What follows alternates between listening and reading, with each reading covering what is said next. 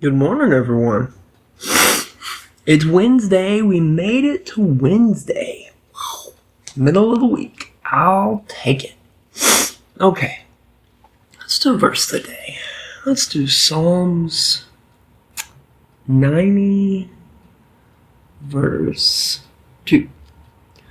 Before the mountains were brought forth, or ever thou hast formed the earth and the world, even from everlasting to everlasting, thou art God.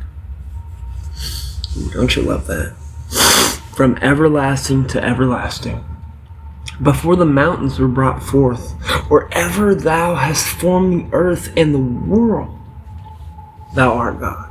Indeed, God created all and everything. And the beginning of the earth is not the beginning of God. God has existed always. He has no beginning and no end. He has no interruption in between.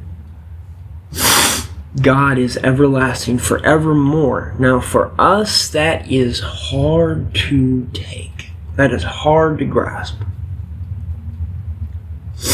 Excuse me. That is a difficult thing to grasp, to think of God as never having a beginning, because everything we know, every single thing we know, has a beginning and an end. Everything that we do, even every thought in our minds has a beginning.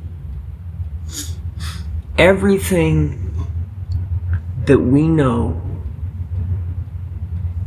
in this world, every single thing has a beginning and an end.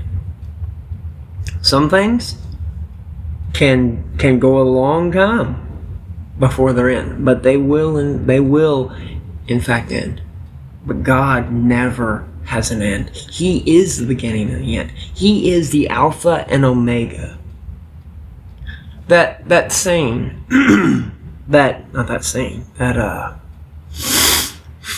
quote, God is the Alpha and Omega. That is a declaration that He is the beginning and He is the end. He doesn't have a beginning or an end, but He Himself can command the beginning of all and can command the end of all. He is God.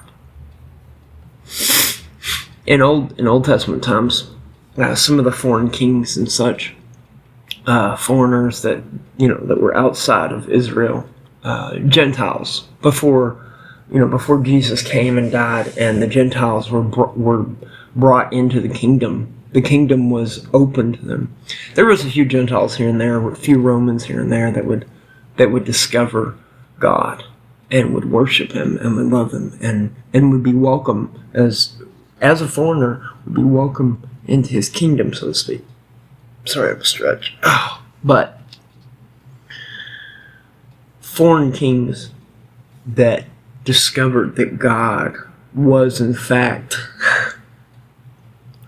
real and was more powerful than any of their gods, because they worshipped all the false gods, Greek gods and Norse gods, and I don't know how many false gods there are. There's a lot of created gods from the past, Roman gods, all of them. But when they realized that God's power was absolute and their gods were powerless, instead of recognizing that their gods were not only powerless, but their gods were fiction.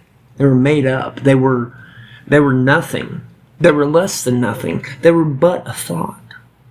Instead of realizing that and just saying, this is the one God, they would call God the God Most High, or the Most High God. I love that name. I don't know.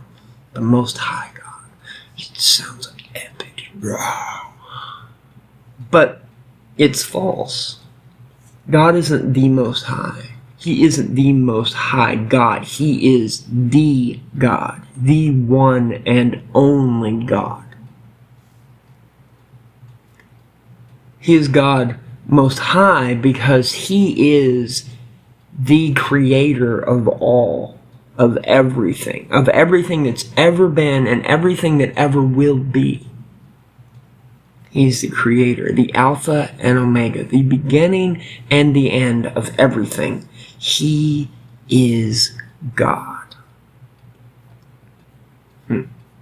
Well, I hope everyone has an exceptional, wonderful, amazing, stupendous, glorious Wednesday.